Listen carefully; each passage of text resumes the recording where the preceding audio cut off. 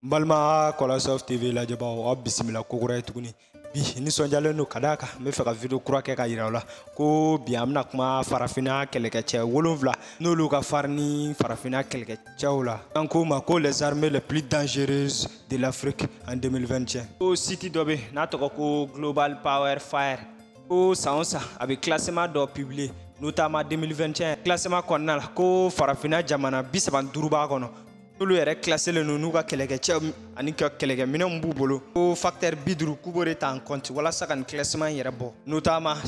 kɛlɛkɛcɛ hakɛya jumɛn b'i bolo n'o ye sɔrɔlasiya ani budget wari hakɛya min bɛ don sɔrɔlasiw yɛrɛ la n'u ka kɛlɛkɛcɛw notamment u ka technologie yɛrɛ bɛ niveau min na o fana bɛ ta en compte kɛlɛkɛminɛn joli b'u bolo kɛlɛkɛminɛn sugu jumɛn notamment porte avion na avion bɛ ta n'olu ye arme nucléaire ani sous-marin ka bi Kolasoft TV bɛ fɛ ka mana 7 mun bɛ farafina bɛɛ sanfɛ kɛlɛkɛ ta fan fɛ n'u yɛrɛ bɛ bɛn san 2021 ma donc i b'i abonné an ka chaîne YouTube la ka cloche de notification activer walasa an ka video nataw kana fɔ n'an ka video diyara i b'a like yɔrɔ 7nan n'an b'a daminɛ ni Éthiopie yɛrɛ farafina jamana filanan jamana min na jama ka ca ni farafina bɛɛ farafina kɛlɛkɛ bolo ta fan fɛ notamment armée n'o olu ye mɔgɔ 7nan ye nka diɲɛ kɔnɔ u bɛ jɔyɔrɔ 60nan de la u yɛrɛ ka sigiyɔrɔ bɛ 0,8580 ko u ka sɔrɔlasi hakɛ min b'u bolo o ye sɔrɔlasi 162 yɛrɛ ka population n'an b'a fɔ o ma ko jamana kɔnɔdenw n'o bɛ t'i jɔ mɔgɔ 100,000 ani mɔgɔ 800,000 ni mɔgɔ 500,000 ko armée de terre n'u y'u ka kɛlɛkɛcɛ mun yɛrɛ ka kɛlɛ ɲɛsinnen don dugumala ma ko n'an b'a fɔ o ma ko tanki ko den 400 b'u ko véhicule blindé den 14 te remorqué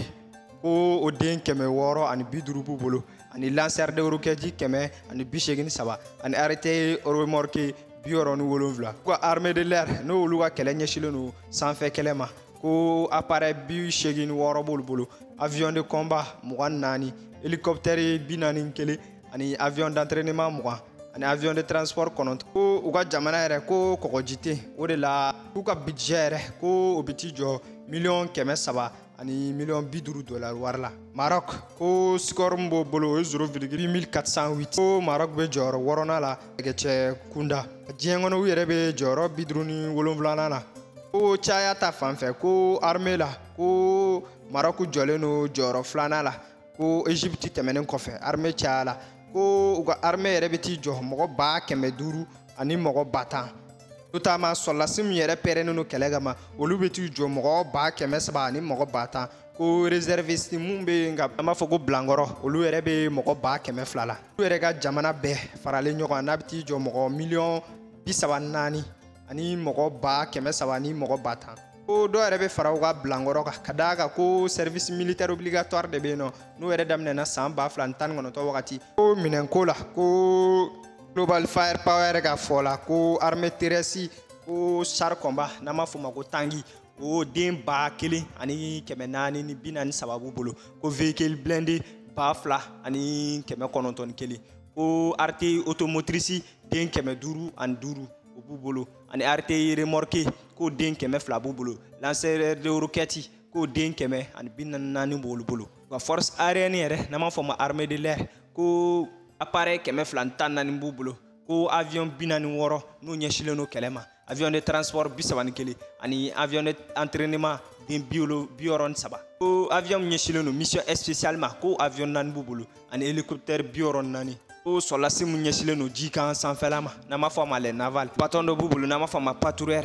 den 105 ko corvette den 4 ani frégate den 3 fɛn min y'u ka budget n'o ye wari min yɛrɛ bɛ don u ka kɛlɛkɛminɛnw n'u ka kɛlɛkɛdenw na Global Fire ka fɔ la ko Algérie ni Égypte tɛmɛnen kɔfɛ k'olu de bɛ u wariko ta fan fɛ Angola n'a sɔrɔ Angola yɛrɛ ko guerre civile mɛnn'u ka jamana kan Angola ko ale bɛ se k'i jɔ jɔyɔrɔ 4nan la ni score min b'a bolo 0,8379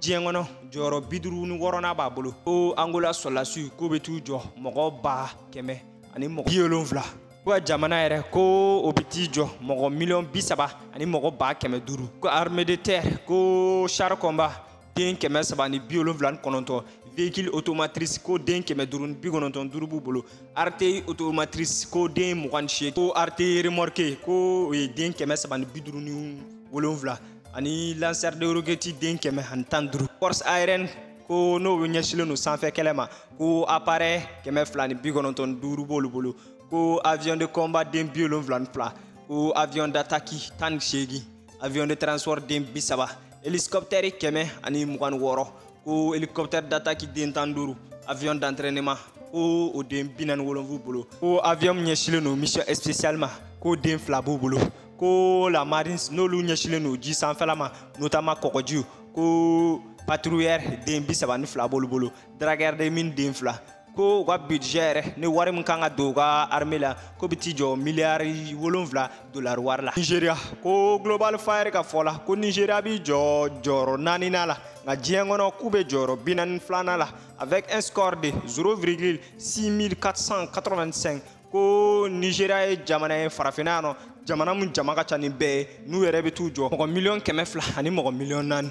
e ka sɔrɔlasi n'o ye armée ko o yɛrɛ mɔgɔ 100,000 ani mɔgɔ 20,000 u ka armée de terre ko char kɔma n'o ye tanki ye o den 253 véhicule blindé 1,000 ani 789 ko RTI automotrice den 25 RTI remorqué den 339 lanceur de roquettes den 36 les forces navales n'o ye kɔgɔjikan ta ye donc ko patrouilleur ko den 100 b'u bolo dragueur de mine den 2 ko aviation n'o ye sanfɛla ye donc appareil 129 b'olu bolo ko avion de combat 8 ani avion d'attaque 13 hélicoptère 44 ani hélicoptère d'attaque 15 ko avion d'entraînement n'o ye 47 ko san 2019 wagati ko Nigeria ye wari hakɛ mun ta ka don u yɛrɛ ka sɔrɔlasiw la ko o bɛ bɛn miliyari 2 ani miliyɔn 150 dollar wari la n'o yɛrɛ ɲɛsilen don u ka défense ma ko komi a b'a kalama Nigeria yɛrɛ ye jamana fɔlɔ ye fɔlɔ n'u ka économie développé no nin bɛɛ u yɛrɛ cunnen no kɛlɛ kɔnɔ kɛlɛ mun n'o ɲɛsilen don Boko Haram yɛrɛ fɛ kɛlɛ ma donc o de kɛra sababu ye k'a yira n'a ka fɔ ko Nigeria yɛrɛ k'u ka budget ka dɔgɔn kosɛbɛ ka d'a kan ko ni san laban in na u bɛ kɛlɛ la. Afrique du Sud ko jɔyɔrɔ 3nan b'olu bolo ko diɲɛ kɔnɔ u jɔlen no jɔyɔrɔ 29nan na n'u ka score yɛrɛ 0,4985 ko Afrique du Sud ko sɔrɔlasi 81 ani maa 300 sɔrɔlasi min bɛ baara la an filɛ ko yɔrɔ min na olu ye sɔrɔlasi 66 ani 300 ko Bilankɔrɔ k'o ye sɔrɔlasi 15 ko ka jamana kɔnɔden bɛɛ faralen ɲɔgɔn kan n'o bɛ t'i jɔ mɔgɔ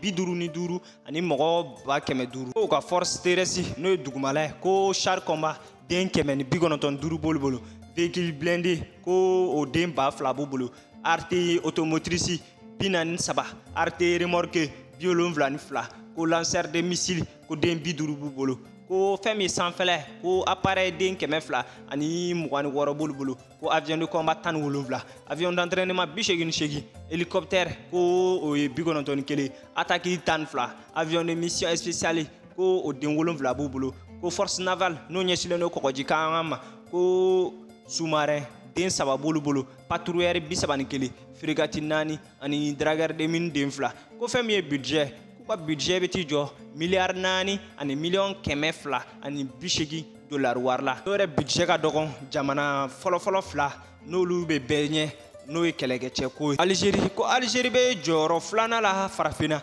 ko u classelen no jɔyɔrɔ 28nan la diɲɛ kɔnɔ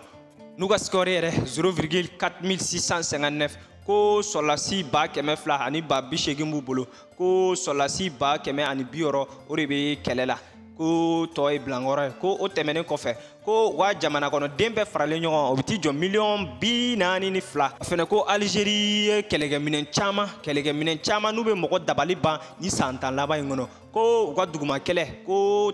char combat den 800 ani 80 de b'u bolo véhicule de blindé ko bɛ bɛn 7 ani 300 ani 61 ko RTI automotrice ye den 300 ani 20 RTI remorqué ko den 240 lanceur de roquettes ko ye 316 les forces navales n'o ɲɛsilen no kɔgɔjikan ma ko frégate den 5 b'olu bolo patrouilleur ko ye 25 ye ko sous-marin 6 ani corvette 3 ko fɛn min ye sanfɛla ye n'o ye armée de l'air ye ko appareil den 500 ani 51 b'u bolo avion de combat o ye den 103 ye ko hélicoptère 257 b'u bolo fɛn min ye hélicoptère de combat ye k'o ye 45 ye ko avion d'entraînement 87 b'u bolo ko fɛn min ye budget mun ɲɛsilen n'u ka kɛlɛkɛcɛw yɛrɛ ma ani u ka minɛnkow ma ko a nafa ka bon ka nafa ka bon farafina taw kɔrɔ kosɛbɛ ko Algérie miliyari 13 ko dollar wari la a y'o de don a ka sɔrɔdasiw la ko fɛn min yɛrɛ 2019 yɛrɛ n'o ye san 2019 dɔrɔn ye diɲɛ kɔnɔ Algérie bɛ kɛ mɔgɔ 20 mun ka budget ka ca ni diɲɛ bɛɛ donc ko ni armée cayaba bɛ Algérie bolo nka entretien ko manque b'a la mun yɛrɛ bɛ kɛ sababu ye ko an bɛ to k'a ye accident caman n'u ka armée de l'air n'o ɲɛsinnen don sanfɛ kɛlɛkɛlaw ma k'u bɛ accident caman kɛ ni mɔgɔ caman yɛrɛ bɛ to ka to accident ninnu Égypte ko Égypte ye jɔyɔrɔ fɔlɔ ye farafina an ka farafina kɛlɛkɛcɛ 7 an ye mun ta mun nafa ka bon ni farafina bɛɛ donc Égypte ye mɔgɔ fɔlɔ ye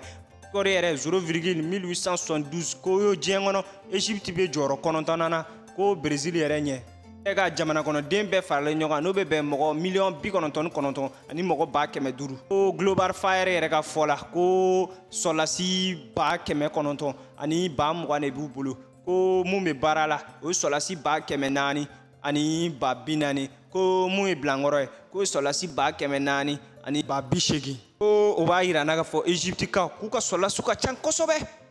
ko wa kɛlɛkɛminɛn kabakomaw b'u bolo dɛ a caman fɛnɛ sanfɛ kɛlɛ yɛrɛ ko appareil 1000 ani 54 b'u bolo n'o yɛrɛ ɲɛsinnen don avion de combat hélicoptère avion d'entraînement ani avion de transport ko duguma kɛlɛ tan fan fɛ ko mobili n'o véhicule blindé ko 11 ani 700 b'u bolo min ye arte remorqué ko 20 ani 189 arte automotrice 1000 ani 139 lanceur de roquette 1000 ani 84 ɲɛsinnen don kɔgɔji ma porte hélicoptère den 2 ko frégate 7 corvette 7 patrouille 45 b'u bolo dragueur de mine ko den 31 b'u bolo a fɛnɛ ko fɛn min budget ko yɛrɛ ko miliyari 11 ani miliyɔn 200 ko Algérie kɔfɛ yɛrɛ ko Égypte b'o de don u ka sɔrɔdasiw la n'u y'u ka kɛlɛkɛcɛw ye ko u bɛ kɛ sababu ye diɲɛ kɔnɔ u bɛ bila Algérie kɔfɛ donc ni ne kun y'an ka vidéo ye bi ka lasa aw tulo ma n'an ka vidéo diyara i bɛ abonné an ka chaîne YouTube la ka cloche de notification activé n'an ka vidéo diyara i b'a like n tɔgɔ Kola n ka chaîne ye Kola Soft TV Instagram sanfɛ i bɛ se ka taa ne suivre yen nɔ Kola net.yrect